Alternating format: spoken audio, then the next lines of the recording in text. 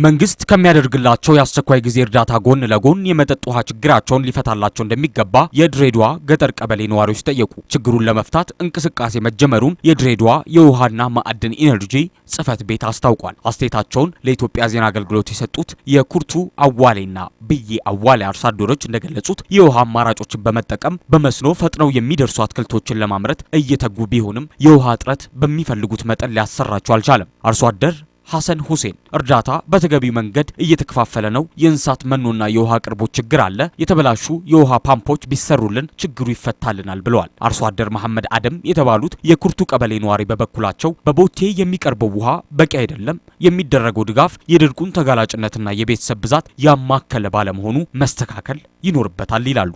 ወይዘሮ አሻ አሊ በበኩላቸው ለህፃናትና ሴቶች ተገቢውን ትኩረት ተሰጥቶ አልሚ ምግብ እየተከፋፈለ መሆኑን ተናግረው የመጠጥ ውሃ ችግሩ በፍጥነት ሊፈታ እንደሚገባው ገልጿል።